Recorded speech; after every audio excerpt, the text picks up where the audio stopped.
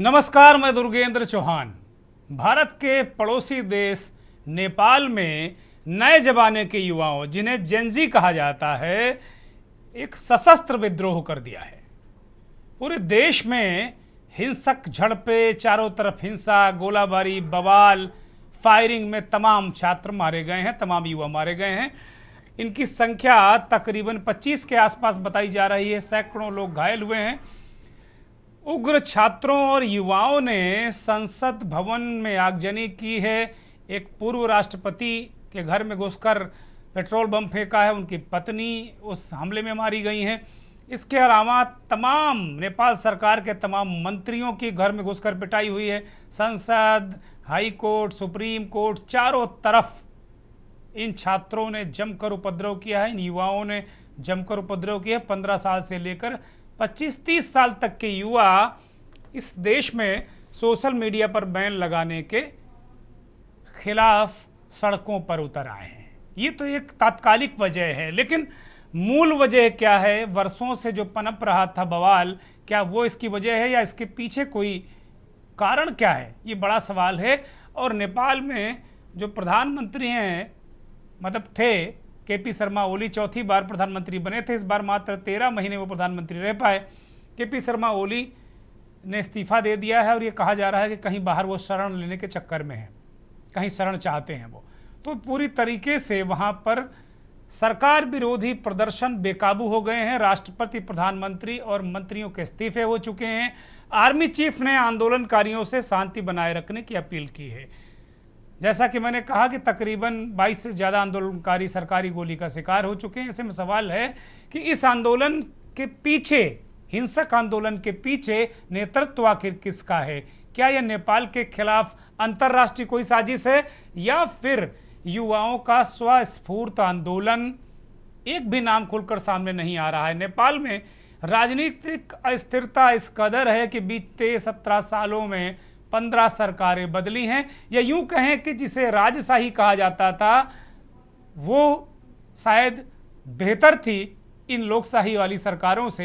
हालांकि किसी राजशाही को बेहतर नहीं ठहरा सकता, लेकिन उस राजशाही में भी शाह वीरेंद्र विक्रम शाह की जो सरकार थी, एक तरीके से वो उसके अंदर एक लोकशाही लोग देखते थे, राजा के प्रति विश्वास था। लेकिन उसके बाद से, वीरेंद्र विक्रम की हत्या के बाद से नेपाल में लगातार जो माहौल है वो बहुत ही भयानक है। 17 सालों में अगर देखिए 15 सरकारें बदल चुकी हैं।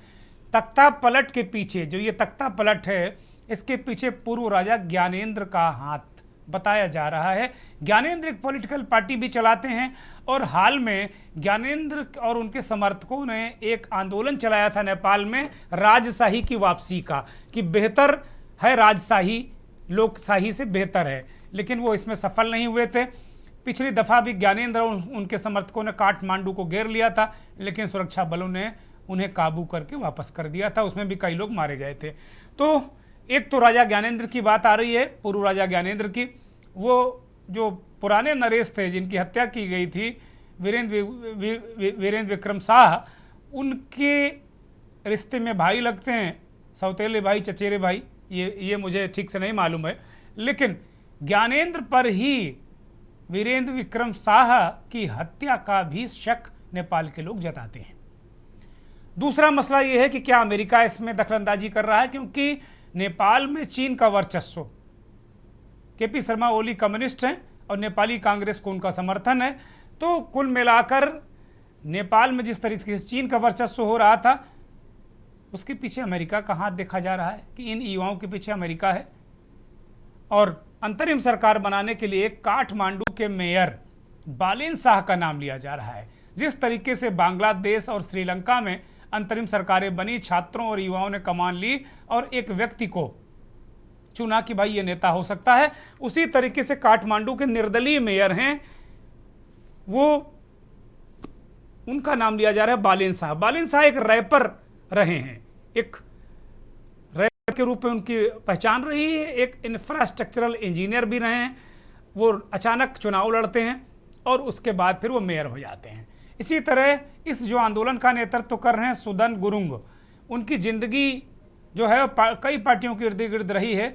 2015 में नेपाल में जो भूकंप आया उसके बाद उनके जीवन में एक नया मोड़ आया और उसके बाद वो मानवीय कार्यों पर ध्यान उन्होंने केंद्रित किया। तो कुल मिलाकर अगर देखा जाए तो ये पूरा जो इर्द गिर्द है युवा नेतृत्व में है, और युवा नेतृत्व इस देश में क्या करता है, क्या चीज़ें होती हैं या किसी के इशारे पर काम कर रहा है, ये देखने वाली बात होगी। तो बालेन शाह का नाम लिया जा रहा है, युवा मांग कर रहे हैं। एक पूर्व प्रधानमंत्री ने भी आंदोलनकारी युवाओं को लेकर देश में राजनीतिक अस्थिरता के लिए अंतरिम सरकार बनाने की पेशकश की है। राष्ट्रपति के बुलावे के बाद भी कोई वार्ता को नहीं गया है। सोशल मीडिया पर बैन के मुखालफत में उग्र भीड़, जो ज़्यादातर उसमें जेनजी यानी नए जमाने के युवा हैं, गुस्सा देखकर सरकार के भी हाथ पांव फूल गए या थर थर कांपने लगे जो सरकार के मंत्री और नेता थे। निर्वासित ओली सरकार का झुकाव चीन की तरफ होने के कारण नेपाल में चीन का टिकटॉक ही चल रहा है, ये महत्वपूर्ण बात है। सोशल मीडिया बैन पर जो लगाया गया है उसके विरोध में लगातार लोग आंदोलित हैं और केवल टिकटॉक चल रहा है। भ्रष्टाचार को प्रमुख रूप से इस आंदोलन से जोड़ा गया है। नाराजगी जेनजी में ज़्यादा है। जेनजी का मतलब वो जनरेशन जिसकी पैदाइश 2000 से पहले यानी 1990 के बाद और 2010 से पहले की है, इन्हें जेनजी कहा जाता है। अर्थात 15 से 28 वर्ष के युवा किशोर इस जेनजी में आते हैं। इनकी नाराजगी नेपो बेबीज से भी है। नेपो बेबीज यानी रसूखदारों के भाई, भतीजे व परिजन जो अमीरों की ज़िंदगी जीते हैं, और इस देश के 40 लाख नेपाली दुनिया के अलग अलग देशों में हाड़ तोड़ मेहनत करते हैं, मजदूरी करते हैं और एक एक पैसा जोड़कर नेपाल भेजते हैं, जो नेपाल के जीडीपी का 28% है। यानी जो ये युवा 40 लाख बाहर हाड़ तोड़ मेहनत करते हैं वो तकरीबन 28% जीडीपी में अपना योगदान देते हैं, बढ़ाते हैं उसको। तो ये भी है कि जो नेताओं के भाई भतीजे हैं वो मौज काट रहे हैं, अय्यासी कर रहे हैं, इसका भी एक बहुत बड़ा वहाँ पर विरोध है। भ्रष्टाचार विरोधी यह आंदोलन तमाम आयामों से जुड़ा हुआ है और अब देखिए कई घंटे हो गए हैं। काठमांडू और प्रमुख शहरों होते हुए पूरे नेपाल में फैल गया है। युवाओं और सिविल सोसाइटी ने बड़े पैमाने पर प्रदर्शन और आगजनी की है। मांग की है कि नेताओं पर लगे भ्रष्टाचार और जमीन घोटाले आदि की स्वतंत्र जांच की जाए। सरकार पर आरोप है कि वह बड़े नेताओं को बचा रही है। रोजमर्रा की चीज़ें, खास तौर पर पेट्रोल, डीजल और खाद्य सामग्री की कीमतें बढ़ने से आम जनता सरकार से बेहद नाराज है। अब नेपाल में मेरी यात्राएं नेपाल में रही हैं। मैंने एक पत्रकार के रूप में नेपाल को देखा है। वहाँ वास्तव में बहुत पिछड़ा हुआ है। वहाँ जो भारत में 60 के दशक में पेट्रोल पंप होते थे उस तरीके के पेट्रोल पंप हैं। वहाँ की स्थिति बहुत दयनीय स्थिति है। लेकिन नेपाली अपनी संस्कृति, संस्कार उससे बहुत बंधे हुए हैं, लेकिन वो एक आंदोलनकारी भी हैं उनके अंदर। और वहाँ का मीडिया भी बहुत मुखर होकर वहाँ की सरकार को कसौटी पर कसता है। रोजगार न मिलने के मुद्दों को भी जोर से उठाया गया। महंगाई, बेरोजगारी का डर अपेक्षाकृत ओली सरकार में बहुत बढ़ गया था। जो तराई मधेसी समूह है वो संविधान संशोधन की मांग को लेकर और प्रांतों की सीमाओं पर फिर से सक्रिय हो गए हैं। मधेसी आंदोलन पहले से भी वहाँ हो चुका है और आरोप है कि राजनीतिक मुख्य धारा में उनकी भागीदारी भी बहुत सीमित है। मधेसियों का समर्थन राजा ज्ञानेंद्र को है। तो कुल मिलाकर इस पर आज हम बात करेंगे कि जो नेपाल में जेनजी क्रांति है उसके पीछे कौन लोग हैं।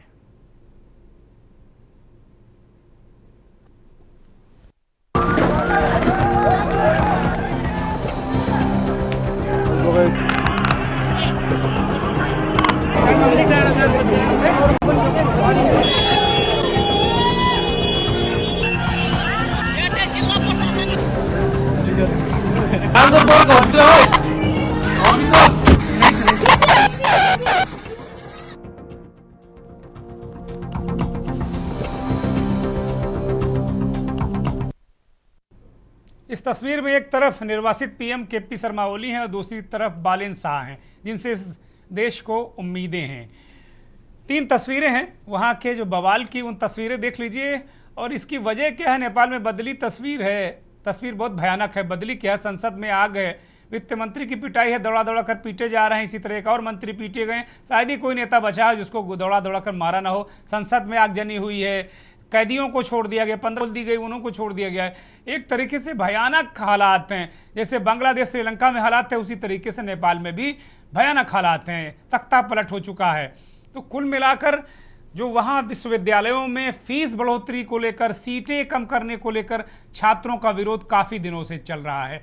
तो बहुत सारी चीज़ें हैं, यानी जो आम छात्र है उसको लेकर एक जेनजी कह रहे हैं 15 से 28 साल के बीच का युवा जिसका भविष्य तय होना है, वो युवा अंधेरे में है। और शायद आंदोलन की प्रमुख वजह यही युवा है और इन्हीं युवाओं के हाथ में कमान है। चूँकि ये युवा, ये उम्र ऐसी होती है, बड़े ऊर्जावान होते हैं और ऊर्जा अगर गलत दिशा में लग जाए तो फिर इस तरीके के भयानक परिणाम भी आते हैं।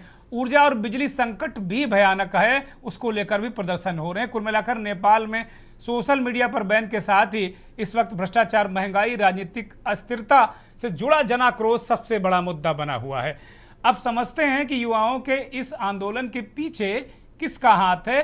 तो सबसे बड़ी बात यह है कि लीडर का नाम तो अब तक एक ही बालेन शाह के रूप में आ रहा है कि भाई बालेन शाह को बनाया जाए, लेकिन वास्तव में कौन लोग क्या कर रहे हैं ये अभी स्पष्ट नहीं है कि इस पूरे आंदोलन को लीड कौन कर रहा है। कुछ नाम जरूर सामने निकल कर आ रहे हैं, लेकिन एकदम स्पष्ट स्थिति बांग्लादेश जैसी नहीं है। समझा जाता है कि एशिया और यूरोपीय देशों का संगठन SCO, संघाई कोऑपरेशन ऑर्गेनाइजेशन की चीन में हुई हालिया समिट से अमेरिका बौखला गया है। भारत की भी चीन से नज़दीकियां उसे अखर रही हैं। दक्षिण एशियाई देशों में एक के बाद एक राजनीतिक अस्थिरता उत्पन्न करके अमेरिका अपना उल्लू सीधा करने के मंसूबे पाले हो सकता है। मेरे पास कोई पुख्ता जानकारी नहीं है, लेकिन ऐसी आशंका है, ऐसा कहा जा रहा है, ऐसी चर्चा है विश्व समुदाय में। और अमेरिका ऐसे आंदोलनों के पीछे पूर्व भी खड़ा रहा। बांग्लादेश में तख्ता पलट और उससे पहले श्रीलंका में अस्थिरता के लिए कुछ एशियाई देशों ने उस पर उंगली भी उठाई है। नेपाल में उत्साही युवक और रणनीतिकारों को कोई ना कोई तो समर्थन दे रहा है। नेता देश छोड़कर भाग रहे हैं और हालात बद से बदतर हैं। और कुछ तस्वीरें दिखाई जाएं, किस तरीके की भयानक तस्वीरें हैं वहाँ की, नेपाल की। नेपाल का जो दृश्य है, ये KP शर्मा ओली का घर है। प्रधानमंत्री रहे हैं, इस्तीफा दे चुके हैं, चौथी बार प्रधानमंत्री बने थे। उन्हें चीन का करीबी माना जाता है। कम्युनिस्ट पार्टी के वो नेता हैं। कम्युनिस्ट पार्टी और नेपाली कांग्रेस मिलकर वहाँ सरकार में तकसीम हुए हैं। तो कुल मिलाकर 17 साल में 15 प्रधानमंत्री, 15 बार सरकारें बदली। तो आप अस्थिरता का दौर वहाँ देख सकते हैं कि राजशाही खत्म होने के बाद किस तरीके से वो देश अस्थिरता के गर्त में। पुष्प कुमार दहल, प्रचंड, देउबा, KP शर्मा ओली, कई ऐसे नाम हैं जिन्हें हम अच्छी तरीके से जानते हैं। तो इस तरीके से हालात हो रहे हैं। और ये चॉपर से जो KP शर्मा ओली फरार हो रहे हैं, फरार अभी प्रधानमंत्री के लिए तो शब्द ठीक नहीं, लेकिन वो सुरक्षित निकलने की कोशिश कर रहे हैं और निकल भी गए हैं। वहाँ एक चॉपर उन्होंने, और वो इस्तीफ़ा आ गया है उनके, आपकी स्क्रीन पर उनका KP शर्मा ओली का इस्तीफ़ा है और वो चॉपर से निकल गए हैं। हालात इतने भयानक और बेकाबू हो गए कि उन्हें निकलना पड़ा। तो कुल मिला के ये नेपाल के स्थिति है। नेपाल की जो डेमोग्राफी है वो भी काफ़ी चेंज हो रही है, इस तरीके से कहा जा रहा है। लेकिन नेपाल एक बहुत अच्छा देश और कुल मिलाकर अगर देखा जाए तो ये बहुत बेहतरीन देश है। लेकिन कुल मिलाकर अगर देखा जाए तो वास्तव में ये स्थितियाँ, परिस्थितियाँ जो हैं ये अपने आप में बहुत ही महत्वपूर्ण हैं। और अगर हम लोग इनको देखें, विश्लेषण करें, नेपाल में ज़्यादातर हमारे तमाम साथी ऐसे जा चुके होंगे नेपाल और देखते होंगे वहाँ बाबा पशुपतिनाथ का मंदिर है। पोखरा एक बहुत अच्छी जगह, पोखरा में भी भयंकर बवाल हुआ है, वहाँ पर भी कर्फ्यू लगा है। तो नेपाल में ये हुआ, भयानक स्थितियाँ भी चल रही हैं। लेकिन भारत के लिए क्या संकेत है, ये बड़ा महत्वपूर्ण है। हमारे साथ कुछ मेहमान जुड़ गए हैं और ये मेहमान वरिष्ठ पत्रकार ही हैं, ज़्यादातर विश्लेषक हैं। अमिताभ कुमार विदेश मामलों के जानकार हैं, हमारे इस कार्यक्रम में आ चुके हैं। इस देश के जाने माने वरिष्ठ पत्रकार, संपादक, तमाम बड़े मीडिया ब्रांड के प्रधान संपादक, ग्रुप एडिटर रहे आलोक भदौरिया जी इस कार्यक्रम को ज्वाइन कर चुके हैं। बहुत स्वागत। स्वदेश कुमार हमारे साथ इस कार्यक्रम को ज्वाइन कर चुके हैं। बहुत धन्यवाद स्वदेश कुमार। और अमितेश गुप्ता भी इस कार्यक्रम में आ चुके हैं। बहुत बहुत धन्यवाद सभी मेहमानों का। आलोक भदौरिया जी, आपसे इस चर्चा की शुरुआत करेंगे। बड़ा गंभीर और महत्वपूर्ण विषय है और भारत के लिए भी चिंताएं हैं जहां तक मैं समझ पा रहा हूं, क्योंकि अगर सीमाओं में इस तरह की चीज़ें, भारत, बांग्लादेश, नेपाल, श्रीलंका, ये सब सारे जो हैं वो भारत के बॉर्डर से सटे हुए हैं और नेपाल बड़ा महत्वपूर्ण है, वहाँ पर इस तरह की स्थितियाँ, ऐसी स्थितियाँ आलोक जी क्यों उत्पन्न हुई? क्योंकि आपके तमाम दोस्त नेपाल में हैं, रहते हैं, समय समय पर आपको चीज़ें मिलती जाती हैं। अभी मोटे तौर पर जो चीज़ें हमने बताई वो तो एक सतह पर चीज़ें दिख रही हैं कि भाई बेरोजगारी है, महंगाई है, छात्रों की सुनवाई नहीं है, कमोबेश ये गंभीर स्थितियाँ वहाँ पर बनी। तो इनके पीछे क्या देख रहे हैं? कोई शक्ति देख रहे हैं, अमेरिका जैसी शक्ति को देख रहे हैं, या ये वहाँ ये आंदोलन स्वस्फूर्त है, वहाँ की युवाओं का आंदोलन है, वो सरकारों की जो कार्य प्रणाली उससे ऊब चुके हैं? आलोक जी। धन्यवाद दुर्गेश जी। आपने जैसा विषय प्रवेश में कहा, ये चीज सारी बातें आपने कही थी। सोशल मीडिया पे पाबंदी एक ट्रिगर पॉइंट है, लेकिन हकीकत में वहां पर बेरोजगारी है, काम ना मिलना वो ज्यादा महत्वपूर्ण है, और भ्रष्टाचार। ये बात भी सही है कि लगातार पिछले कुछ दिनों से चीजें वायरल हो रही थी और लगभग तमाम वहां पे जो संवैधानिक पदों पर बैठे लोग हैं उनके ऊपर भ्रष्टाचार के आरोप लगते रहे। ये कोई नई चीज नहीं है, ये काफी पुरानी है। ट्रिगर पॉइंट ये, और इसको लेकिन आप जनरेशन जी को, जेड को कह करके आप इसको थोड़ा सा किनारा कर रहे हैं, इसके असर को थोड़ा कम करना चाह रहे हैं। मैं इसको ये नहीं मानता। देखिए, मेरा एक मानना यह है कि असंतोष सरकारी नीतियों से ये बढ़ रहा है। और वहां के जो राजतंत्र है, सबसे पहले अगर आप ध्यान करें, अगर कोई नेपाल का अगर इतिहास पढ़ना चाहेगा तो उसके लिए 6 अप्रैल 1979 का दिन बहुत प्रमुख है। उस दिन वहां पे काठमांडू में नेपाल के छात्रों ने राजशाही के खिलाफ एक ज्ञापन सौंपा था। उस ज्ञापन में कितनी मांगे थी? 25 मांगे थी जी। 25 सूत्री ज्ञापन था वो बहुत महत्वपूर्ण ज्ञापन था और राजशाही के खिलाफ था। देश अभी जैसे कि राजशाही करती है, राजतंत्र करता है, तो उनके खिलाफ आंदोलन भी किया गया, मारपीट भी की गई, तमाम की गई, लेकिन अंततः 2008 में राजशाही खत्म। अब उसके बाद जितने भी लोग आए शासन में, उन लोगों ने वो जनता के दुखों के प्रति बेपरवाह है, पूरी तरह बेपरवाह है। यही स्थिति आपने नेपाल में भी देखी, यही स्थिति आपने श्रीलंका में भी देखी, यही स्थिति आपने अगर वो अरब वर्ल्ड में अगर आप जाते हैं, अरब देशों में जाते हैं, तो वहां पर जैस्मिन रेवोल्यूशन में भी देखी जी। और बांग्लादेश भी हाल में। देखिए, असंतोष होता है, असंतोष फूटता है, एक ट्रिगर पॉइंट होता है। जैसे कहते हैं ना, अपने हिंदी में कहावत है, घड़ा तो कभी ना कभी तो भरता है ना, तो फिर वो टूटता है। तो घड़ा भर गया था तो वो टूटा। अब सवाल ये है, मुझे जो सबसे ज्यादा जो चिंता की बात लग रही है कि इसकी आंदोलन की परिणति क्या होगी, इसके बारे में कुछ भी कहना अभी मुमकिन नहीं होगा, अभी इतना आसान भी नहीं होगा, क्योंकि जिन छात्रों के हाथ में आती है वो बहुत ही एक अचानक से एक इम्पल्सिव रिएक्शन देते हैं, प्रतिक्रियात्मक सारी चीजें उनकी होती है। उसमें अगर हम किसी नेता को ढूंढ रहे हैं तो ये नहीं ढूंढना चाहिए, क्योंकि ये एक आम आंदोलन है, आम बेरोजगारी है, आम पैसे की कमी है, आम आय की कमी है, ये उसकी वजह से है। आम जरूरतों की चीजों की किल्लत है, ये उसकी वजह से उभरा हुआ आंदोलन है। परिणति क्या होगी मैं इस पर नहीं जाना चाहता, जा भी नहीं सकता, अभी कुछ भी नहीं पता। लेकिन मेरा एक मानना है, देखिए, हिंसा किसी भी आंदोलन में जायज नहीं होती है, मैं इसको जायज नहीं ठहराता, बिल्कुल नहीं ठहराता। लेकिन कुछ जो सवाल उठे, सवाल वो बड़े प्रमुख है। ये आप यादिए कि आप जानिए कि किसी समय में भी एक ओलिगार्क थे रशिया में ओलिगार्क आए थे, सारे बड़े पूंजीपति थे, सब उन्हीं के हाथों में सब कुछ सिमटता जा रहा था। ये रशिया था। आप भारत देख लीजिए, भारत में भी कुछ लोगों के हाथ में सिमटता जा रहा है। श्रीलंका देख लीजिए, वहां भी कुछ लोगों के हाथ में सिमटता जा रहा है। बांग्लादेश देख लीजिए, वहां भी कुछ लोगों के हाथ में सिमटता जा रहा था। तो देखिए, जब आय की असमानता होगी, बराबरी के मौके खत्म हो जाएंगे, बिल्कुल खत्म हो जाएंगे, तब एक ऐसी चीजें आएंगी। अभी उनका जो वायरल वीडियो हुआ था, वायरल वीडियो पर बड़े ध्यान से दीजिए, और आप भी जरा अपने यहाँ से परिवेश को जोड़िए। क्योंकि मुझे लगता है कि आपने नेपाल को जोड़ा है तो नेपाल और भारत एक अभिन्न अंग है, मतलब हिस्सा नहीं है, लेकिन इनकी दोस्ती बड़ी परम है, भौगोलिक तौर पे भी ये दोनों दोनों बहुत निकटतम है। और जरूरतों के तौर पर भी, जैसे पेट्रोलियम और तेल से लेकर बहुत सारी आपूर्ति भारत करता था। 2016 में भारत ने अचानक से वहां पे आपूर्ति रोक दी थी, तो चीन को वहां पे पैठ करने का मौका मिला। हालांकि चीन से वहां तक ईंधन का पहुंचने का, एनर्जी पहुंचने का थोड़ा सा महंगा था और दूर था। भारत निकटतम था, लेकिन बिना किसी नीति के, जैसे भारत में कोई नीति नहीं होती उस तरीके से किया। अब आप चूंकि पूरी तरीके से आप उसी में श्रीलंका नेपाल पे ही फोकस होना चाहेंगे, तो मेरा मानना है कि एक ऑथोरिटेरियन स्टेट बनती जा रही थी, एक तानाशाही की एक प्रवृत्ति वहां विकसित हो रही थी।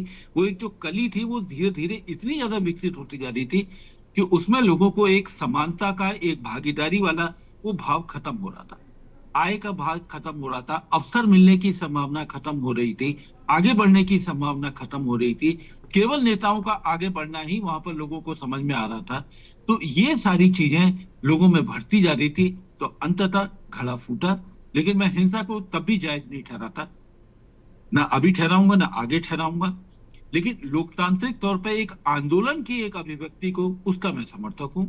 लेकिन इसके ये समझने की बात है, भारत पर भी इसका इम्पैक्ट होगा, नेपाल पे तो होगा ही होगा, इससे हम लोग बच नहीं सकते। दुर्गन जी। जी आलोक जी, मैं मेरा जो आज इस चर्चा को लाने का जो उद्देश्य है वो भारत, इस पूरी घटनाक्रम का भारत पर असर, भारत के परिप्रेक्ष्य में हम इसे कैसे देखते हैं, नेपाल, श्रीलंका, बांग्लादेश और भारत, इस परिप्रेक्ष्य में हम देखेंगे। समानताओं को हम कहीं ना कहीं देखेंगे, क्योंकि हम पत्रकार हैं, हमारी बातें भले ही किसी को अच्छी लगे ना लगे, लेकिन हम दूरदृष्टि ऐसे चीज़ों में रखते हैं, हम देखने की कोशिश करते हैं और कहीं ना कहीं हम तुलना करते हैं कि नेपाल की स्थितियां क्या हैं, बांग्लादेश में क्या हुआ, श्रीलंका में क्या हुआ। क्योंकि जब श्रीलंका हुआ था तब भी हम लोगों ने चर्चा की थी, उस चर्चा में भी आप थे। जब बांग्लादेश की स्थितियां आई तब भी हम लोगों ने चर्चा की, और तब भी हम लोगों ने दोनों चर्चाओं में भारत के परिप्रेक्ष्य को जरूर शामिल रखा। इसलिए क्योंकि बुद्धिमत्ता इसी में है कि अगर हमें कहीं कोई चीज़ दिख रही है कि ये गड़बड़ हो रही है और उसका एक भी लक्षण कहीं हमसे मिलता है, तो हमको उसकी ओर ध्यान देना पड़ेगा, देखना पड़ेगा कि हमारी परिणति भी कहीं बहुत बुरे में हम न फंसें। तो ये बिल्कुल देखना, ये कोई बुराई नहीं है, इसको हम देखेंगे जरूर। अमिताभ कुमार के पास जाएंगे। अमिताभ कुमार, नेपाल की जो स्थितियां परिस्थितियां हैं, जैसा कि 17 साल में 15 सरकारें राजशाही के खिलाफ, जैसे आलोक जी ने कहा कि 79 में एक आंदोलन शुरू हुआ, 2008 में राजशाही से मुक्ति मिली, लेकिन जो लोकशाही है उसकी हालत तो राजशाही से भी बदतर हो गई, और उसने तो बिल्कुल ऐसी तैसी कर दी देश की। अमिताभ कुमार। जी जी जी बिल्कुल, हमारी आवाज आ रही होगी आपको? जी। दरअसल अभी जो कुछ नेपाल में हो रहा है ना, इसके लिए भारत एक हद तक जिम्मेवार है। और ये जो है, ये कोई क्रांति नहीं है, कोई आंदोलन नहीं है, इस मामले में बहुत स्पष्ट रहिए। इसको बलवा उपद्रव कह सकते हैं आप। और ये भी संकेत आप समझ लीजिए, ये जो कारपोरेट दुनिया है ना, अब वो सरकारों के हाथ से जो कमांड है देशों का, उसको छीनने की कोशिश कर रहा है। कहीं ना कहीं इसके पीछे जो हम लोग डीप स्टेट, जो हम लोग सोचते हैं, जिन पे चर्चा करते हैं, उन कारपोरेट्स के पीछे जो है, जो बड़े कारपोरेट्स हैं, अमेरिका जैसे देशों को जो चलाते हैं, पश्चिमी देशों को, उन सबका इसके पीछे हाथ है। आप देखेंगे ये जो कुछ भी हुआ है वहां पे, वहां कोई ना कोई 2-4 ऐसे एनजीओ वगैरह संगठन हैं जो उनके द्वारा पालित पोषित हैं। उन लोगों ने लोगों को सड़क पे लाया, बहुत ज्यादा नहीं, 10-12 हजार बच्चे। तो हर एक देश में एनजीओ के नाम पे इस तरह के बहुत सारे संगठन जो स्लीपर सेल्स की तरह काम करते हैं, ऐसे डीप स्टेट के गुर्गों के लिए ऐसे मौजूद हैं। तो ये खतरे की घंटी तो है। और नेपाल जो एक बहुत शांत देश था, और भारत के लिए बहुत अच्छा था कि वो एक शांत देश रहे, क्योंकि वो बफर स्टेट था भारत और चीन के बीच में। लेकिन वहां जो घटनाक्रम शुरू हुआ, वो हमारे ही देश के, जो दुनिया में डूम हो चुकी हैं, जो वाद जो कहते हैं ना, वामपंथ और समाजवाद के नाम पे सारी दुनिया को जो पिछले 80 सालों से तबाह करके रखा था। अधूरे जो क्रांतिकारी लोग थे और क्रांतिकारीवाद थे, इज्म थे, उनके नाम पर इस देश को उत्प्रेरित किया गया और तबाह करके रख दिया गया। मुझे याद है उस दौरान हमारी रिपोर्टिंग शुरू हुई थी तो हमारे देश के समाजवादी और वामपंथी लोग बहुत ही वहां पे सक्रिय थे और वहां पे जो उथल पुथल कराई गई, लोगों को उकसाया गया, लोगों को क्रांति के नाम पे, जगाने के नाम पे, राजशाही खत्म करने के नाम पे जो कुछ हरकतें की गई, वहां बलवा करते थे, हंगामा करते थे, हत्याएं करते थे और आकर भारत में छुप जाते थे। और हमारे देश के एक आध बड़े विश्वविद्यालय थे, वहां उनका अड्डा हुआ करता था छुप के रहने का। तो हमारे देश के लोगों ने कभी ये नहीं सोचा, वो लोकतंत्र लाने के नाम पे अपने देश के लिए एक तबाही, एक भीड़ तंत्र अपने पड़ोस में खड़ा कर रहे थे। उस दौरान उन्होंने ये नहीं सोचा कि हम क्या कर रहे हैं। और आज उसका परिणाम है कि पिछले 20 सालों से हम तो देख ही रहे हैं कि 20 या 25 साल हो गए, वो इतना अस्त व्यस्त देश हो गया है कि एक सत्ता टिक नहीं पाती है। और एक राजा परिवार था वहां पे, आज वहां पे कम से कम 100-150 राज परिवार वहां पैदा हो गए हैं और अब वो भयानक तरीके से उस देश को लूट रहे हैं, उसके संसाधनों को लूट रहे हैं। तो नेचुरली जब इस तरह की स्थितियां वहां हम पैदा करने में लगे रहे तो आज ये जो हो रहा है वो होगा। और ये भारत के लिए संकेत बिल्कुल है, क्योंकि वहां से भी अपने देश में आप देखिए कुछ नेताओं की प्रतिक्रियाएं जो आई हैं, जैसे बांग्लादेश के समय वो कह रहे थे, श्रीलंका के समय वो कह रहे थे। इसका मतलब है कि वो चाह रहे हैं कि किसी तरह हमारे देश में भी इस तरह की हरकतें हों। और हमारे देश में तो भयानक रूप से स्लीपर सेल्स भरे पड़े हैं, केवल एनजीओ नहीं है, जिहादी शक्तियां भी काबिज है। तो वो अपनी कोशिश कर रही हैं, करेंगी। हमें सबक लेना चाहिए, सतर्क रहना चाहिए और युवाओं के अंदर एक किस्म का जो एक समझदारी है उसको कैसे पनपाया जाए, कैसे उनके बीच भरी जाए समझदारी, वो लाने की कोशिश करनी चाहिए। नहीं तो ऐसे जो युवा हैं जो बिल्कुल एकदम कोई समझदारी नहीं देश के प्रति, अपने कर्तव्यों के प्रति कोई समझदारी नहीं है, जिस ढंग से वो उठे और उन्होंने अपने ही देश को आग लगाना शुरू किया, किन लोगों के इशारे पे शुरू किया वो हम देख पा रहे हैं। उन लोगों के कहने पे अपने देश में आग लगा रहे हैं। बेरोजगारी और भ्रष्टाचार नेपाल के आज की समस्या नहीं है कि आज अचानक ये उठकर खड़े हो गए। सालों से वहां यही हाल है, बहुत ही बुरा हाल है। लेकिन आज वो खड़े होते हैं किसके इशारे पे? वो जो कॉर्पोरेट सेक्टर के जो वहां पे सोशल मीडिया प्लेटफॉर्म्स हैं, उनके उकसावे पे उठ करके अपने ही देश को आग लगाने लगते हैं। ठीक है। तो ऐसे बाहरियों और डीप स्टेट्स को लेकर के हमें भी सावधान रहने की जरूरत है और काउंटर करने का अपना इंतजाम करने की जरूरत है, व्यवस्था बनाने की जरूरत है। ठीक बात है, बहुत महत्वपूर्ण बात अभी कही अमिताभ कुमार ने। एक ब्रेक पर जाना है, लेकिन चर्चा बड़ी महत्वपूर्ण है क्योंकि एक ट्रिगर पॉइंट चाहिए होता किसी बड़ी घटना के लिए। और यहाँ जो सोशल मीडिया का मसला है, सोशल मीडिया पर जो बैन लगा है, उस बैन को लेकर एक ट्रिगर पॉइंट मिला और पूरा देश जल उठा, हिंसा हो उठी। तो एक तो मूल कारणों में जाना होगा। हम ये कह के पर्दा नहीं डाल सकते कि साहब वहाँ ऐसा है, ऐसा है, ऐसा है, ऐसा है ना। अगर हम भारत के परिप्रेक्ष्य में देखें तो कहीं भी हमें कुछ लग रहा है कि मेरे देश में अगर मेरे युवा को कोई तकलीफ है तो हमें उसको तत्काल एड्रेस करना चाहिए, तत्काल अटेंड करना चाहिए। आप देख रहे हैं के न्यूज़, खबरों का सारथी।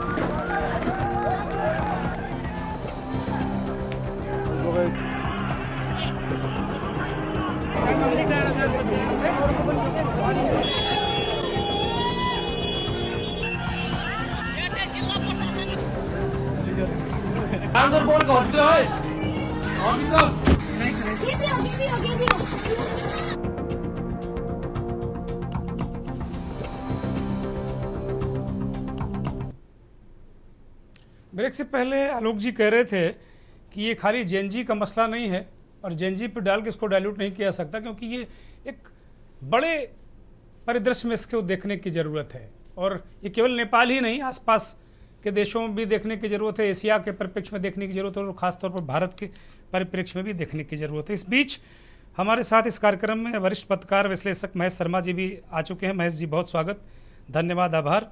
अमितेश गुप्ता वरिष्ठ पत्रकार लगातार जुड़े हुए हैं। अमितेश, अगर बात करें नेपाल की, तो जैसा कि आलोक जी कह रहे थे कि कोई एक ट्रिगर पॉइंट हो सकता है सोशल मीडिया का बैन या कुछ भी, लेकिन जो मूल चीज़ें हैं, जो मूलभूत ज़रूरतें हैं, वो आम नेपालियों की पहुंच से दूर हो रही हैं। और जैसा भी अमिताभ जी ने कहा कि पहले वहाँ एक राजा था, उसे राजशाही कहते थे, अब वहाँ 100-150 राजा हो गए हैं। तो लोकशाही के बाद भी भयानक राजतंत्र, क्या बिल्कुल दंड तंत्र है, डंडा तंत्र है। अमितेश, अनम्यूट करिए।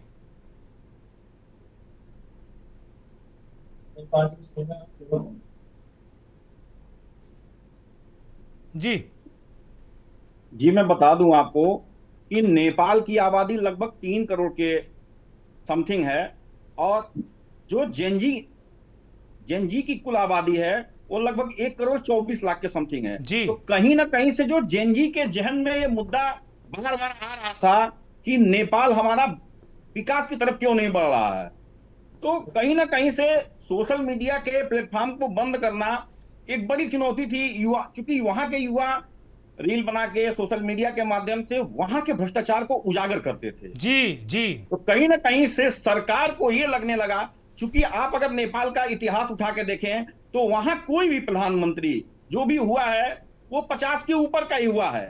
आज तक नेपाल में कोई युवा प्रधानमंत्री नहीं रहा है। तो कहीं ना कहीं से जो नेपाल के युवा हैं उनमें यह रोष है कि हमारा देश कब युवा नेतृत्व के हाथ में जाएगा। जी बोलिए। तो कहीं ना कहीं से नेपाल के जो युवा हैं उनमें यह रोष था, और उनके अंदर ये मतलब कुठाराघात चल रहा था कि यह सरकार हमारे लोगों के प्रति, हम युवाओं के प्रति, जिन्होंने जेनजी संगठन बनाया, तो नेपाल की आबादी का लगभग 1 करोड़ 24 लाख जो 18 के जो युवा 18 से 27 के बीच में, तो कहीं ना कहीं इन्होंने जहन में इस चीज को रखा। और मैं केपी ओली की बात बता दूं कि जब भी सरकारें बनती हैं, नेपाली कांग्रेस की सरकार आती है, तो सत्ता के प्रलोभन में, बड़े ब्यूरोक्रेट के प्रलोभन में, कारपोरेट के प्रलोभन में वह सत्ता में काबिज हो जाते हैं। तो कहीं ना कहीं से युवाओं में यह काफी रोष है। ठीक है, सुदेश त्रिपाठी, मैं आपकी तरफ आ रहा हूं। अभी इस चर्चा को एक महत्वपूर्ण एंगल अमितेश ने दिया। वो कह रहे हैं कि टोटल 3 करोड़ की आबादी और 1 करोड़ 24 लाख वहाँ युवा है, जेनजी है, जो 17-15 से लेकर 28-27 तक का है, यानी 90 के बाद और 2010 के पहले की पैदाइश है। तो और एक बड़ी महत्वपूर्ण बात इन्होंने इस चर्चा के दौरान कही कि चूंकि अब जो मीडिया है, ज़्यादातर आप देख लीजिए, अमेरिका को छोड़ दीजिए, कुछ और देशों को छोड़ दीजिए, तो मीडिया बिल्कुल रीढ़ मीडिया में बची नहीं है देशों में, जो मुख्य धारा का मीडिया है। और वो मीडिया सरकार की चारणगिरी, भाटगिरी के सिवा वो करता नहीं कुछ है। एकमात्र जो सोशल मीडिया है वही एक रास्ता है जो लोगों के जो कलेजे में फफोले होते हैं ना, उनको उन पर मरहम लगाने के लिए कि चलो भाई भ्रष्टाचार सोशल मीडिया के जरिए उजागर हो रहा है, तो उस पर बैन लगाकर, ये तो कई देशों की सरकारों में इस तरह का चलता रहता है कि भाई सोशल मीडिया पर नकेल कैसे कसी जाए, डिजिटल मीडिया पर नकेल कैसे कसी जाए। तो इस तरह की चीज़ें तो हमारे यहाँ भी, भारत में भी इस तरह के प्रयास हो रहे हैं कि भाई सोशल मीडिया पे ना आए, सोशल मीडिया पर किसी ने कोई वीडियो कर दिया जेल भेज दो। ये तो यहाँ भी होता है।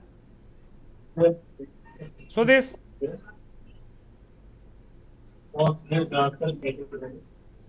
सुदेश कुमार। हेलो जी सर। हाँ बोलिए, मेरा सवाल अगर आपने सुना हो तो बोलिए कृपया। हाँ जी, ये कह रहे थे नेपाल का सबसे बड़ा मुद्दा जो है वो है भ्रष्टाचार और बेरोजगारी। और अभी जो तत्काल हालात जो नेपाल में बने हुए हैं वो बेरोजगारी और भ्रष्टाचार को लेके, उसके बाद में एक विस्फोट हुआ, जो सभी नेटवर्क साइट जो बंद कर दी गई, ये उसमें घी में आग डालने का काम उन्होंने किया। आपको बता दें कि नेपाल में बेरोजगारी इस तरह है कि नेपाल में जैसे ही एसएलसी पास करते हैं बच्चे, वो विदेशों का रुख लेते हैं। आप नेपाल के काठमांडू एयरपोर्ट पे अगर जाएंगे तो आपको 78% जो युवा है वो विदेश जाते हुए नजर आएंगे। इसलिए नजर आएंगे क्योंकि नेपाल में उन लोगों को ना रोजगार दिया जाता है, ना अच्छी शिक्षा दी जाती है। गवर्नमेंट वहां की पूरी तरह से एकदम फेल है इस चीज को। और आप खुद देखेंगे, वहां पे अगर जाएंगे तो पता लगेगा कि स्टूडेंट जो है, भविष्य जो है नेपाल के, वो विदेशों में जाके नौकरी भी करते हैं और साथ साथ में काम भी करते हैं, जिससे कि उनका घर चल सके। आप अगर पहाड़ी क्षेत्र में अगर जाते हैं, वहां पे किसी बुजुर्ग से अगर बात करेंगे तो उनकी आंखों में आंसू आ जाते हैं कि हम लोग अपने बच्चों को विदेश भेजते हैं और यहाँ पे अगर हम लोगों को कुछ हो जाता है तो चार कंधे ऐसे नहीं मिलते हैं जो युवा होते हैं जी।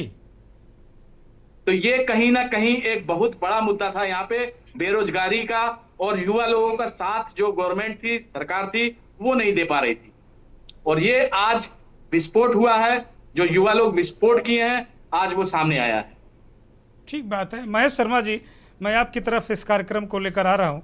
अभी एक सुदेश ने कहा कि वहाँ लोगों को रोजगार नहीं, भ्रष्टाचार रोजगार बड़ा मुद्दा है।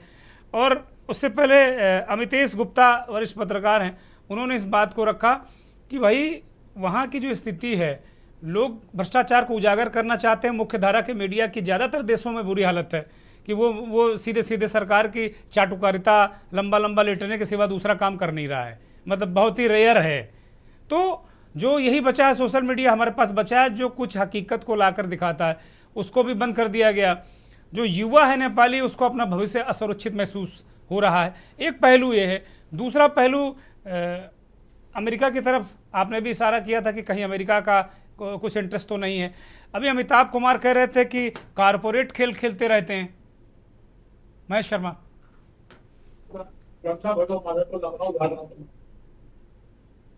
महेश जी आपकी आवाज नहीं मिल रही, अनम्यूट करिए।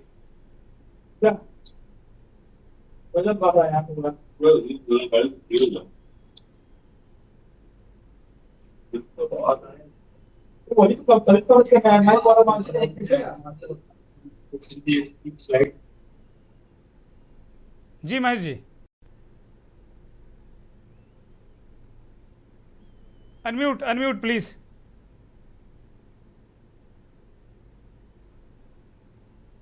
हाँ, अब आ रही है आवाज? हाँ बोलिए बोलिए, बहुत फर्राटे से आ रही, बोलिए। आपका सवाल यह था कि इस आंदोलन के पीछे कौन है? जी, पीछे कौन है, और या फिर नहीं है कोई पीछे, तो मूल वजह क्या है, यही सवाल है। अच्छा, देखिए, मूल वजह पे पहले हम आते हैं। तो जो सोशल मीडिया पर बैन की बात कही गई है, तो ये बात सही है कि उसका एक तगड़ा रिएक्शन हुआ, क्योंकि उस नेट यूजर्स वहाँ बहुत हैं और वो जेन जी की जो पॉपुलेशन है उसके तो बहुत ही ज़्यादा हैं। तो ऐसे में इसको लेकर के तो आक्रोश था, क्योंकि ये भी एक माध्यम था जो सरकार के भ्रष्टाचार को समय समय पर उजागर करता था। और सबसे बड़ी बात यह है कि केपी शर्मा ओली की जो गवर्नमेंट थी, उसका चीन की तरफ इतना झुकाव था कि वहाँ पर टिकटॉक, अभी जो चीन का वो है, वो चालू है, बाकी सब बंद हैं। तो और एक बात और है कि यहाँ एक सुदन गुरंग नाम का एक युवक है जो हामी नेपाल संस्था का सर्वे सर्वा है जी। तो इस आंदोलन को धीरे धीरे वो प्रॉप अप कर रहा था। और ये जो कॉल दी गई थी, ये उसी की कॉल पे शुरू में मात्र 3 से 4 हजार युवा आए थे। उसके बाद फिर एक ऐसा माहौल बिगड़ा कि वो संख्या बढ़ती चली गई और आंदोलन बिल्कुल हिंसक हो उठा। तो अब जो है पोजीशन ये भी है कि आरोप लगाने वाले जो नेपाल के कुछ लोग हैं, वो जो पूर्व राजा ज्ञानेन्द्र जी हैं, उन पर भी आरोप लगाते हैं। तो कुछ लोग इसके लिए अमेरिका को भी संदेह के कटघरे में लाते हैं। और अमेरिका को संदेह के कटघरे में लाने के पीछे कारण है, क्योंकि अगर आप श्रीलंका और बांग्लादेश का जो आंदोलन देखें, बांग्लादेश वाला तो वो भी युवाओं का ही था, वो भी छात्रों का आंदोलन था, उसके पीछे अमेरिकन लोगों का हाथ की बात कही जाती रही है। तो इस आंदोलन में यह कि एससीओ की मीटिंग में जो भारत की भागीदारी रही अभी शंघाई कोऑपरेशन एसोसिएशन में, और ब्रिक्स की जो मजबूती है उसको लेकर के अमेरिका में एक झल्लाहट है। तो कम से कम एशियाई देशों में, यूरोपीय देशों में अमेरिका थोड़ा कमजोर हो रहा था। साउथ एशियन में तो पूरी तरह से कमजोर हो रहा था, क्योंकि साउथ एशियन कंट्रीज में चीन का नेटवर्क बहुत तगड़ा है। तो वो कहीं ना कहीं इसको डिस्टेबलाइज करने की कोशिश करता है और बिहाइंड द कर्टेन वो चीज़ों को फाइनेंस करना, ऑपरेट करने में मदद करना, ये सब करते रहते हैं। हालांकि वहाँ के राष्ट्रपति ने अभी तक, नेपाल के राष्ट्रपति ने इस्तीफा नहीं दिया है और उन्होंने वार्ता के लिए आमंत्रित भी किया है। और इसमें सबसे पहला नाम जो आ रहा है, छात्रों की ही मांग है, युवाओं की ही मांग है कि काठमांडू के जो बालन शाह, यस बालन शाह उनका नाम है, मेयर है वो, कि उनके नेतृत्व में अंतरिम सरकार बननी चाहिए। और उन्होंने भी बयान दे दिया कि इसमें युवाओं को ही ज्यादा से ज्यादा शामिल करके देश को स्थिरता उसमें लाने का प्रयास करेंगे। तो ये तमाम चीजें ऐसी हैं। और भारत का इम्पैक्ट की जहां तक बात है, तो आपको याद होगा कि इसी सरकार ने जो लेपुलेख दर्रा है उसको अपने नक्शे में, जो भारत की सीमा का है उसको अपने नक्शे में शो किया। ये चीन के इशारे पे शो किया गया। ये उसके अलावा जो भारत और नेपाल के जो बायलैटरल रिलेशन है वो काफी मजबूत थे। लेकिन जब से ये सरकार आई है, लेफ्ट ओरिएंटेड सरकार आई है, जिसका झुकाव हमेशा चीन की तरफ रहा है, तो तमाम प्रॉब्लम्स पैदा होती रही। और यहाँ इस देश में अस्थिरता की तो ये बात है कि 17 साल में 15 पीएम बदल जाए, बहुत बड़ी बात है अपने आप में। तो इस देश को और भारत से रिश्तों को लेकर के एक स्थिरता की आवश्यकता है और भारत को भी इस मामले में इंटरवीन करना चाहिए। ठीक बात है। आलोक जी, महेश जी ने अमेरिका की तरफ इशारा किया, और दूसरा जो महत्वपूर्ण मसला ये है कि वो कह रहे हैं कि इसका केपी शर्मा ओली का चीन की तरफ झुकाव है, इसीलिए उन्होंने हमारे हिस्से को अपने नक्शे में दिखा दिया था। लेकिन हम कहते हैं कि अब तो हम खुद ही चीन की तरफ झुक गए हैं, तो अब इस बात का क्या मतलब रह गया? हम तो खुद ही अब चीन की तरफ दोस्ती का हाथ हमने बढ़ा दिया कि भाई हमें अब हम लोग मिलकर सब सारी चीज़ों करेंगे। ताजी खबर ये, माफ करिएगा, मैं थोड़ा एक लाइन बोलना चाहता था कि ताजी खबर ये है कि ट्रंप के थोड़ा सा नॉर्मल होने के बाद अभी चीन के एक विश्लेषक ने अपना एक आर्टिकल दिया है, जो चीन का सरकारी अखबार है, उसमें ये बात उसने कही है कि नरेंद्र मोदी जो है वो अमेरिका की तरफ ज्यादा झुक रहे हैं और वो संघाई में उनका बहुत ज्यादा योगदान होते नहीं दिख रहा है। ऐसा चीन के रणनीतिकारों का, विश्लेषकों का आकलन है। ठीक, आलोक जी देखिए, ये परस्पर विरोधी बातें। हम चीन की तरफ जा रहे हैं, हाथ मिला रहे हैं, हम विश्व के रिश्ते मजबूत कर रहे हैं, अमेरिका से भी हम ठीक ठीक बातचीत कर रहे हैं, कोई ऐसा नहीं कि हमने कोई दुश्मनी पाल ली है। और इधर ये बताया जा रहा है कि वहाँ चीन और अमेरिका की लड़ाई की वजह से नेपाल में स्थिति हो गई। लेकिन दो चीजें, मैंने अपने पहले चक्र में भी मैंने ये बात कही थी कि 2016 याद करिए कि जिस समय नेपाल में मतलब बड़ी किल्लत हो गई थी ऊर्जा की।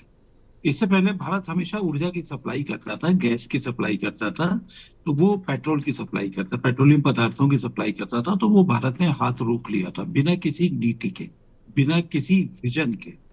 तो उसके बाद में उनको चीन से अपने ऊर्जा की आपूर्ति करना उनको महंगा पड़ता था, लेकिन उसके बावजूद उनको करना पड़ा क्योंकि भारत ने हाथ खींच लिया था और चीन ने उनको भरपूर मदद की। ये बात अभी छात्र कह रहे हैं कि पेट्रोल बहुत महंगा है, डीजल बहुत महंगा, अभी कह रहे हैं इस बात को इस आंदोलन में।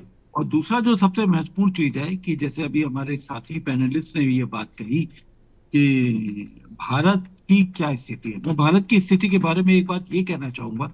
अभी हमारी 96 में एक मीटिंग हुई थी, एससीओ की मीटिंग हुई थी।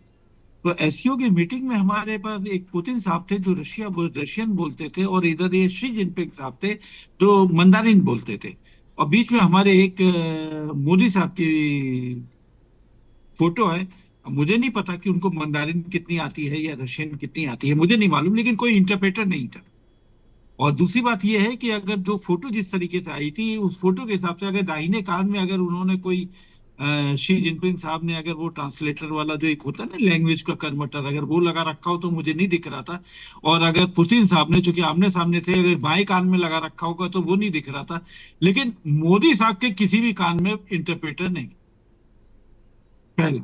दूसरा, अगर ऐसी, मैं इसका कहने का मतलब समझिएगा, मैं ज्यादा एलोबरेट नहीं करूंगा क्योंकि आपका पैनल काफी समृद्ध पैनल है। एक तो ये कि आपने वाली फोटो ऑफ किया, ठीक, और उसके बाद क्या, ब्रिक्स की मीटिंग होती है। ब्रिक्स की मीटिंग में आप क्या करते हैं? ब्रिक्स की मीटिंग में आपके शी जिनपिंग साहब होते हैं, ये वर्चुअल मीटिंग होती है, इसमें शी जिनपिंग साहब होते हैं, पुतिन साहब होते हैं, लेकिन मोदी साहब नहीं होते हैं। कौन होते हैं इसमें? आपके ईएम होते हैं, जयशंकर साहब होते हैं। क्यों भाई?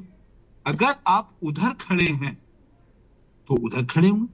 ग्लोबल साउथ की अगर नेतृत्व करना चाहते हैं तो आप उधर खड़े, अब कहीं नहीं खड़े हैं। पुराने जमाने में एक हम लोगों की एक कहावत थी, महेश शर्मा जी से तो आज बहुत दिनों के बाद इनको देखा, बड़ा अच्छा लगा, स्वस्थ रहे ऐसे ही, तो सालों बाद देखा, बरसों बाद, दशक बाद।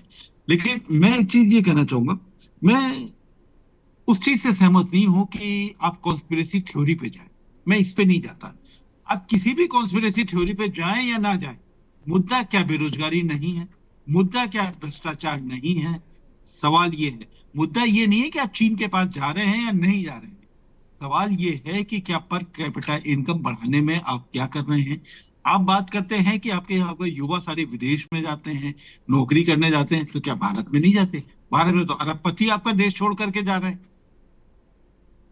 आप ये भी तो देखिए, कहीं तुलना अगर आप करते हैं तो आपको ये भी देखना पड़ेगा। और दूसरी बात, जन आक्रोश है, जन आंदोलन क्यों पैदा होते हैं? जन जी आंदोलन हमेशा पैदा होते हैं जब कहीं ना कहीं कोई एक तानाशाही प्रवृत्ति सरकार में जड़ें जमाने लगती हैं, ठीक तभी बात तो है। जन आंदोलन पैदा होते हैं।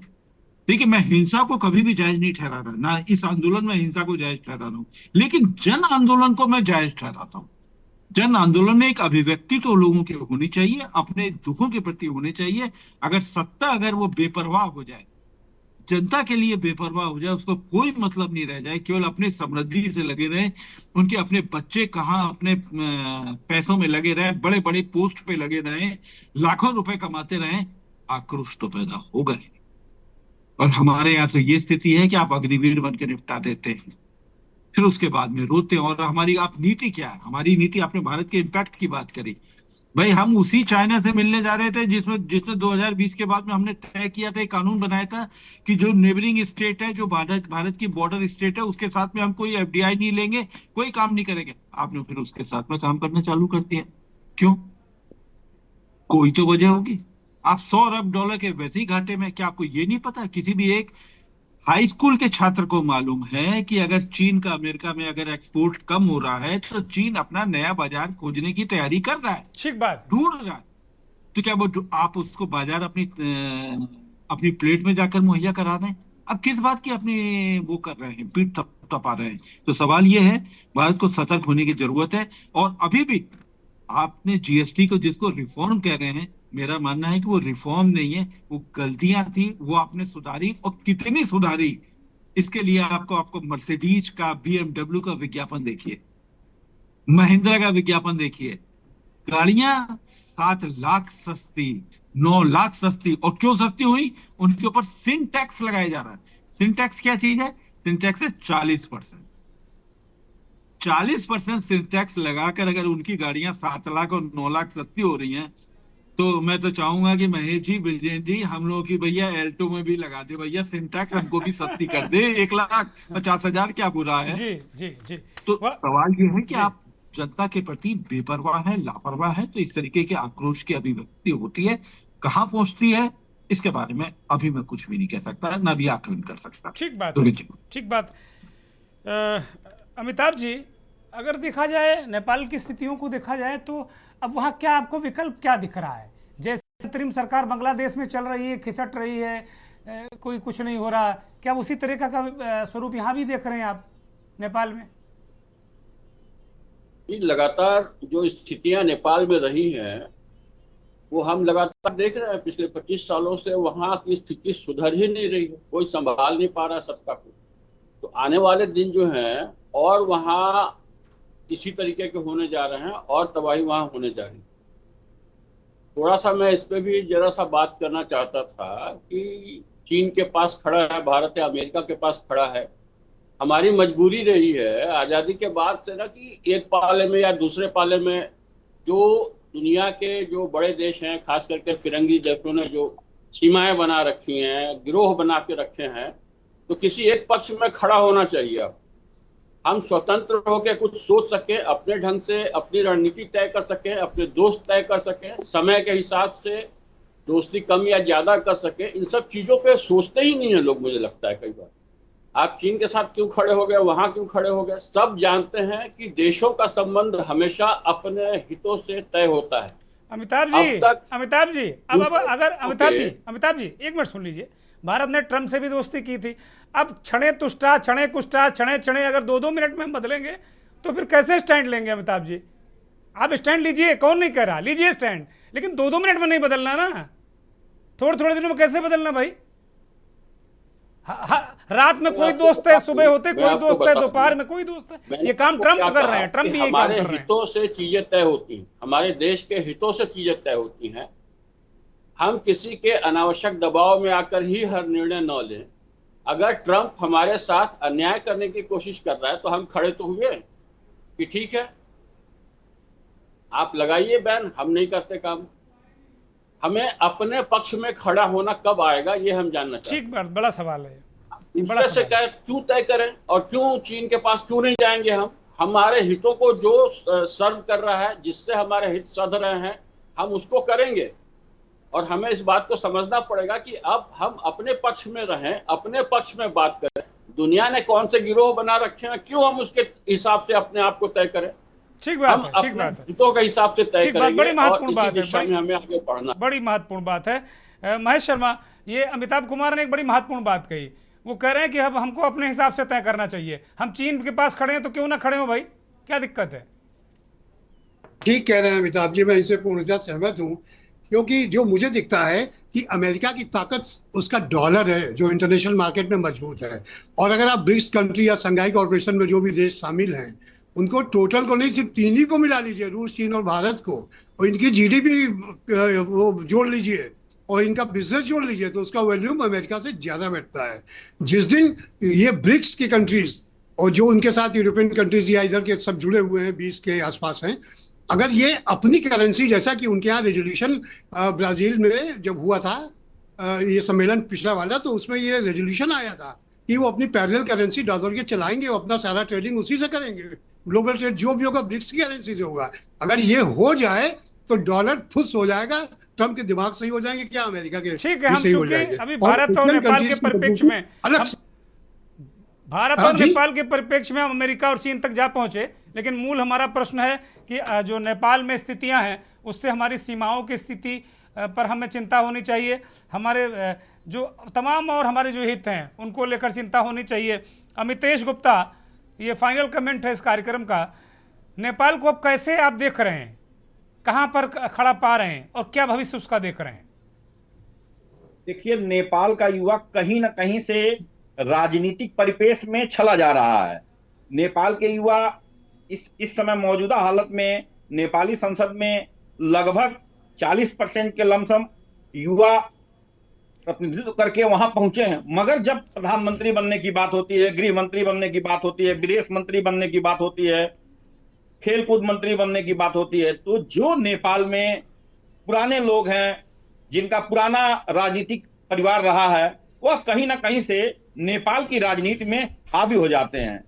तो नेपाल का युवा कहीं ना कहीं से, जो बालन शाह का नाम आ रहा है, जो कि काठमांडू के मेयर हैं, तो कहीं ना कहीं से वहां का युवा चाह रहा है कि हमारा जो नेतृत्व है वह युवाओं के हाथ में जाए, अच्छे युवा के हाथ में जाए। क्योंकि बालन शाह कर्नाटक से इंजीनियरिंग की पढ़ाई किए हुए हैं, तो कहीं ना कहीं सोशल मीडिया के माध्यम से एक जगह से दूसरे जगह तक चीजें जाती है, किसकी क्वालिफिकेशन क्या है, किसका बैकग्राउंड क्या है, तो उसको नेपाल सरकार ने बंद किया। तो कहीं ना कहीं से नेपाल सरकार अपनी कमी को छिपाने के लिए इन चीजों को किया, जिससे वहां का युवा जेन जेट संगठन के माध्यम से विरोध प्रदर्शन करने लगा। विरोध के में उनको आज, चूंकि विरोध का प्रदर्शन 3 तारीख से बंद हुआ है, मगर आज उस विरोध प्रदर्शन में मेडिकल कॉलेज के तमाम छात्र, तमाम और छोटे मोटे, चूंकि नेपाल में क्षेत्रीय दलों की भी संख्या ज्यादा है, तो उन सारे ने मिलकर ये कहा कि नहीं, ये चीजें सही है। कहीं ना कहीं से बड़े स्तर पे सरकार अपने देश की कमियों को दूसरे देश में न जाए, इसको छिपाने के लिए ही 26 जो सोशल मीडिया साइट हैं उसको बंद करने का काम किया। मैं एक आंकड़ा बता दूं कि लगभग ट्विटर इस्तेमाल करने वाले नेपाल में 4,66,000 यूजर हैं, इंस्टा का इस्तेमाल करने वाले लगभग 36 लाख यूजर हैं, और सोशल मीडिया का इस्तेमाल करने वाले 1,43,00,000 यूजर हैं। तो कहीं ना कहीं से नेपाल की आबादी 3 करोड़ ही है, और लगभग आधी आबादी सोशल मीडिया के माध्यम से एक जगह की चीजें को, दूसरे जगह की चीजों को जान रही है। और दूसरा मुद्दा नेपाल में ये आया कि नेपाल एक राजशाही तंत्र था, प्रधानमंत्री की व्यवस्था थी, राजशाही खत्म होने के बाद प्रधानमंत्री हुए, राष्ट्रपति हुए, मगर उसके बाद ये केपी ओली की सरकार ने जो नेपाल को 7 राज्यों में विभाजित कर दिया, तो कहीं ना कहीं से पैसे का बंदरगाह, भ्रष्टाचार की भेंट चढ़ गया और वहां के युवाओं को रोजगार न मिलना। वहां जो नेपाल की आर्मी में काम करता है वो 16,000 रुपए की नेपाली में काम करता है, इंडियन पैसा 10,000 रुपया हुआ, 10,000 रुपए में वो अपना परिवार कैसे चला सकता है? तो कहीं ना कहीं से आज जो सेना का रुख था और जो वहां के फोर्सेज के रुख थे वह जनता के प्रति नरम थे। ठीक है, बहुत शुक्रिया, बड़ी महत्वपूर्ण बात है। अमिताभ कुमार, अमितेश गुप्ता, आलोक भदौरिया जी, महेश शर्मा और तमाम मेहमानों को बहुत शुक्रिया, बहुत धन्यवाद। दर्शकों का भी बहुत आभार। महत्वपूर्ण बात यह है कि जिस देश की सरकारें अपने लोगों की बातें नहीं सुनती हैं, लंबे समय तक नहीं सुनती हैं, युवाओं को नज़रअंदाज करती हैं, उन पर लाठियां चलवाती हैं, उन पर मुकदमे लिखवाती हैं, सोशल मीडिया पर हकीकत लाने वालों का मुंह बंद करती हैं, तो फिर कभी न कभी ये स्थितियां होती हैं। नेपाल, बांग्लादेश और श्रीलंका की घटनाओं से तमाम उन देशों को आगाह हो जाना चाहिए, उनको सतर्क हो जाना चाहिए कि वो वहाँ की सरकारों को सतर्क हो जाना चाहिए कि युवाओं का जो विरोध है वो बहुत भारी पड़ सकता है। तो यूथ देश का भविष्य है और उसकी जो मसाइलात हैं, उसके मुद्दे हैं, उनको सरकारों को जरूर एड्रेस करना चाहिए। नमस्कार।